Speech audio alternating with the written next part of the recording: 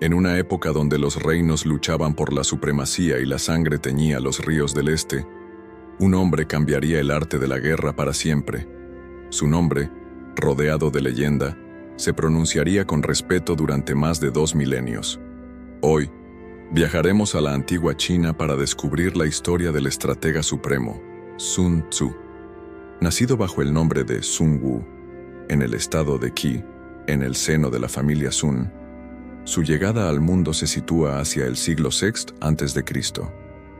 Era una era conocida como el período de primavera y otoño, una época turbulenta marcada por la decadencia de la dinastía Zhou y el auge de los grandes señores feudales. Era un tiempo donde la astucia podía ser más poderosa que la espada. Desde joven, Sun Wu mostró una mente inquisitiva, aguda y reflexiva. Rodeado por un ambiente de tensión militar constante, no tardó en observar que muchas batallas no se ganaban por fuerza bruta, sino por inteligencia. En sus primeros años de juventud, fue testigo de las devastadoras guerras entre los estados de Qi, Chu, Jin y Wu. Estas experiencias encendieron la chispa que definiría su vida: comprender la guerra, no solo para ganarla, sino para dominarla por completo. De acuerdo con fuentes antiguas como los registros del gran historiador de Sima Qian, Sun Wu se trasladó finalmente al estado de Wu, gobernado entonces por el rey Helú. Allí, su fama como pensador y estratega comenzó a crecer. Se dice que llevaba consigo un manuscrito que había perfeccionado durante años, 13 capítulos que destilaban la esencia de la guerra, lo que más tarde conoceríamos como el arte de la guerra. Pero antes de aceptar sus enseñanzas, el rey Helú puso a prueba a Sun Wu con una demostración insólita. Le entregó a un grupo de mujeres del harén real, entre ellas varias concubinas favoritas, y le ordenó que las entrenara como soldados. Sun Wu aceptó sin dudar. Organizó a las mujeres en 2 compañías y nombró como líderes a las favoritas del rey.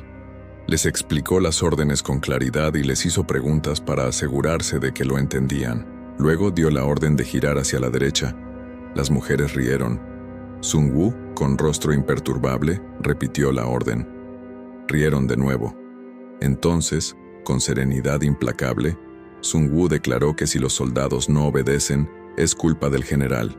Pero si las órdenes fueron claras y aún así no se obedecen, la culpa es de los oficiales. Acto seguido, ejecutó a las 2 favoritas del rey. Este acto provocó furia en la corte, pero también un respeto profundo. El rey Helú, impactado por la firmeza y disciplina de Sun Wu, lo nombró general supremo del ejército de Wu. Así comenzó la carrera militar del estratega. Sun Tzu, como sería conocido en la historia, no solo lideró con sabiduría, sino que transformó radicalmente la forma en que se entendía el conflicto armado. En lugar de depender de la fuerza numérica, promovía la victoria sin combate, el uso del engaño, el conocimiento profundo del enemigo y del terreno, y la anticipación de los movimientos del adversario. Uno de los primeros desafíos significativos llegó cuando el estado de Wu se enfrentó al poderoso estado de Chu, una de las fuerzas más dominantes de la región.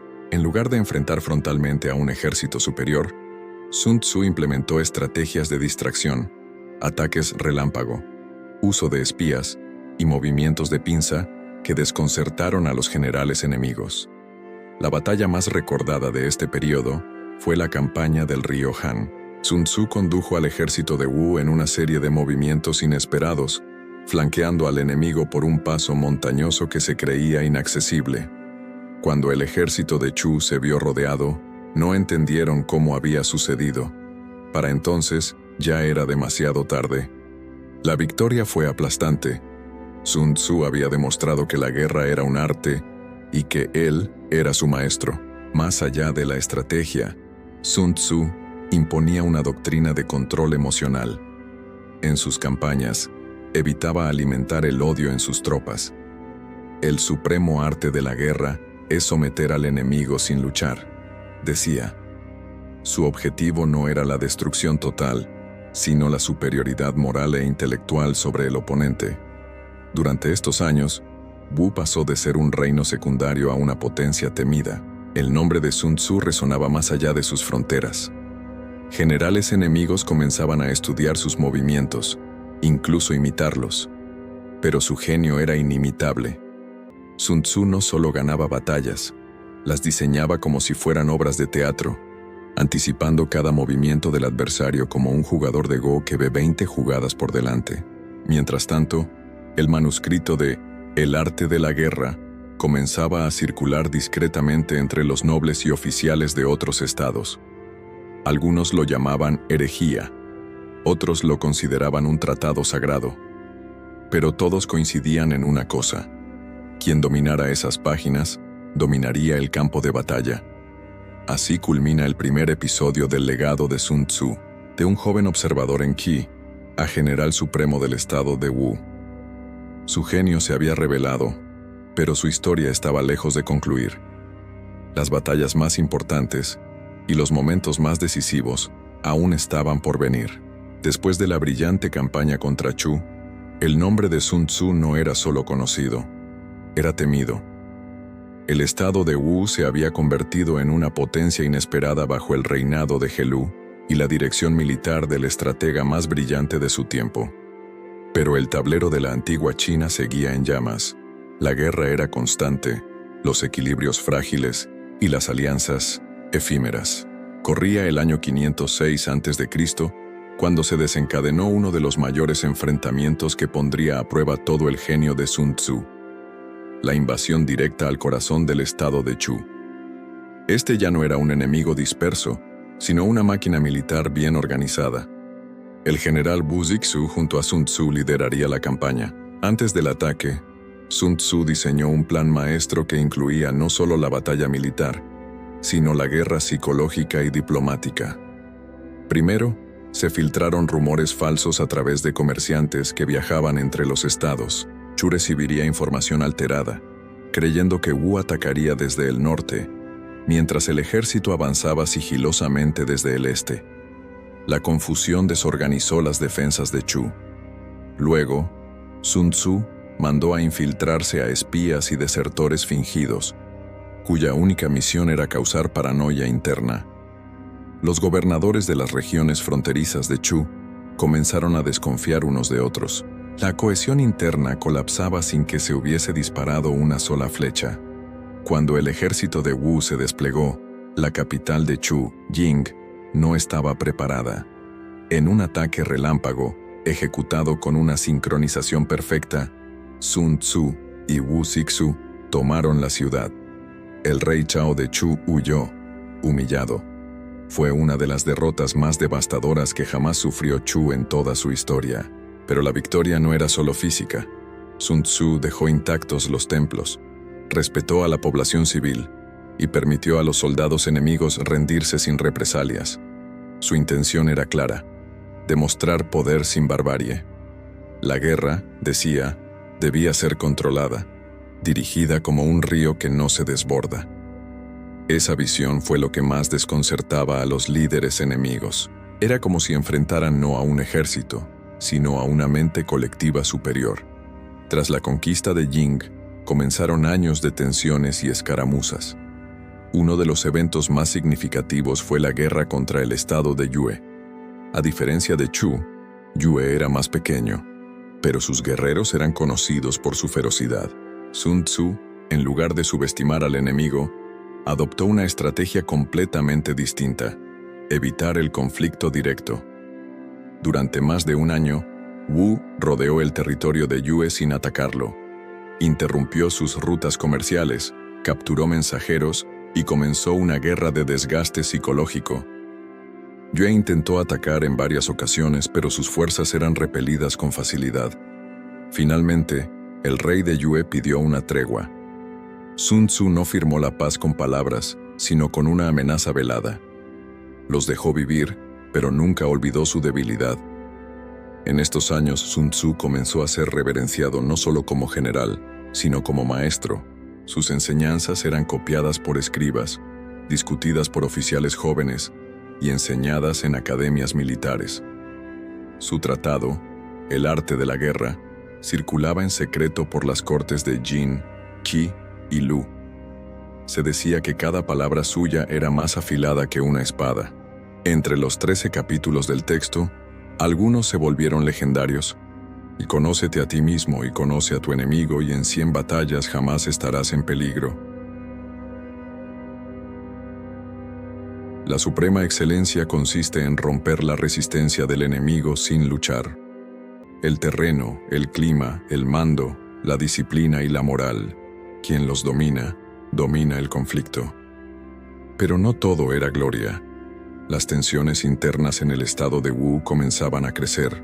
Con el rey Helu envejeciendo, las luchas por la sucesión se intensificaban. Algunos nobles veían con recelo el poder casi místico que Sun Tzu poseía.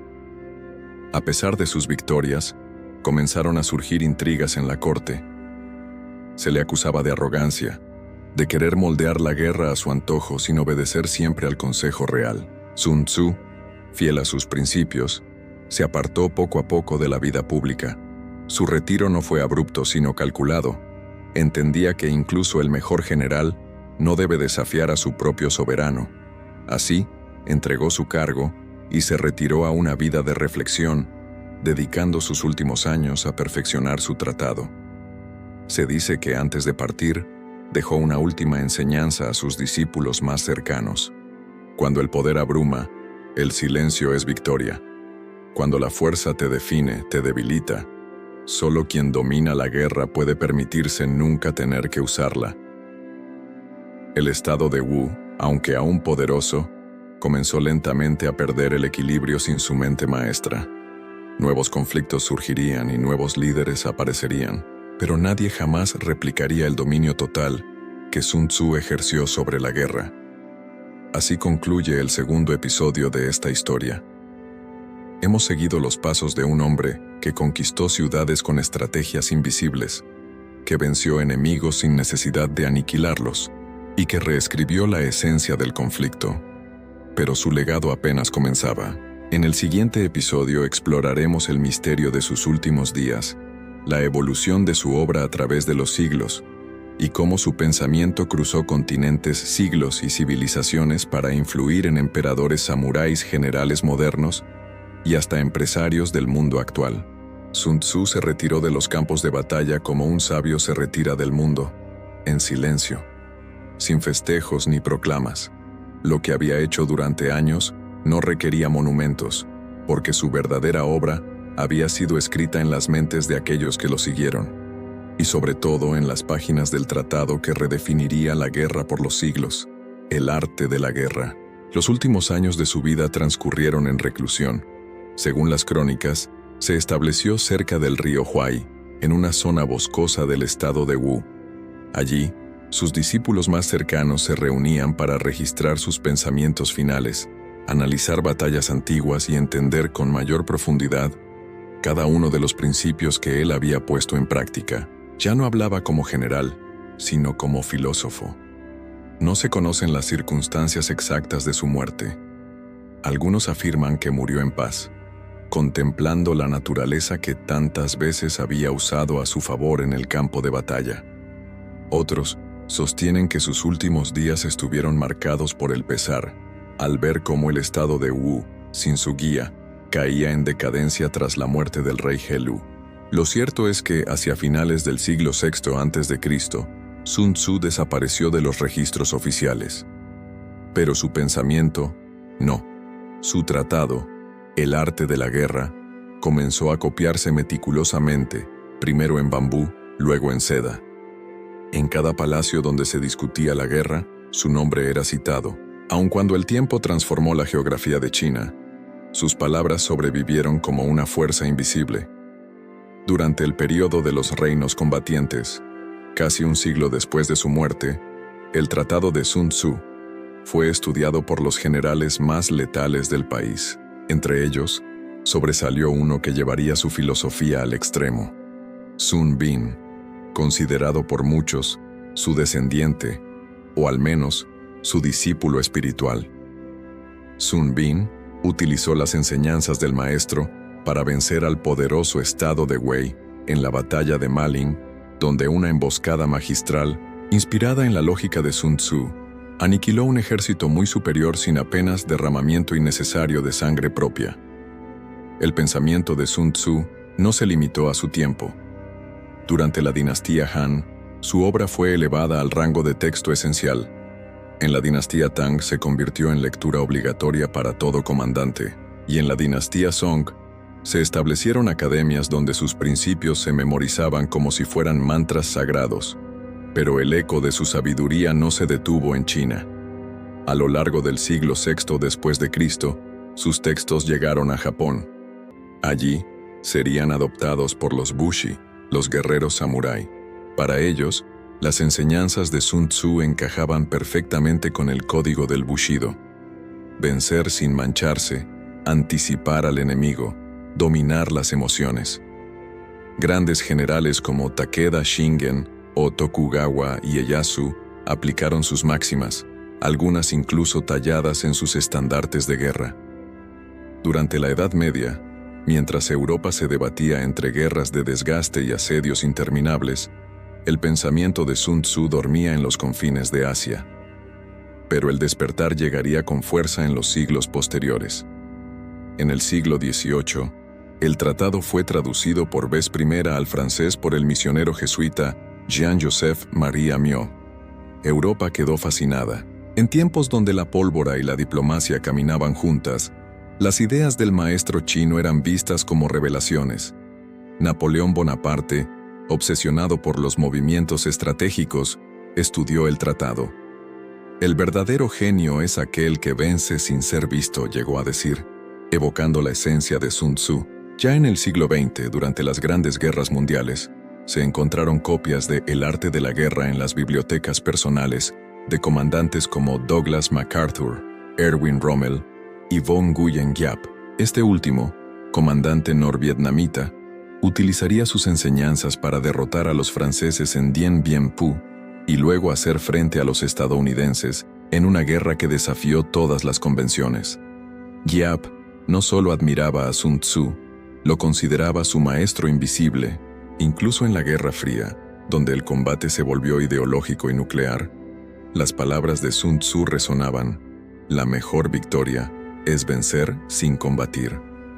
En oficinas de estrategia, en think tanks, en discursos diplomáticos encubiertos, su sombra estaba presente. Hoy, el tratado de Sun Tzu es estudiado en academias militares de todo el mundo, desde West Point hasta Moscú, desde Pekín hasta Londres, pero también ha cruzado hacia otros campos. Líderes empresariales, negociadores internacionales, expertos en seguridad cibernética e incluso entrenadores deportivos citan sus máximas. ¿Y cuál es su poder? No es un manual de guerra, sino una guía de pensamiento. No enseña a destruir, sino a entender. No invita a la violencia, sino al control, a la calma, al uso del conocimiento como arma suprema. Su legado no son cuerpos ni conquistas. Su legado es un método, una forma de mirar el conflicto desde arriba, como si el estratega fuera también poeta, sabio y matemático. Más de 2500 años después, el nombre de Sun Tzu sigue vivo. No por su espada, no por sus títulos, no por su rostro, que nunca fue retratado con certeza, sino por sus ideas. Ideas que aún vencen sin luchar. Ideas que aún se estudian en los silencios antes de la batalla. Así, concluye esta travesía por la vida y obra de un hombre que jamás buscó la fama, pero la alcanzó sin desearla. Un hombre que entendió la guerra no como un fin, sino como una oportunidad de sabiduría, el maestro eterno, el estratega invisible.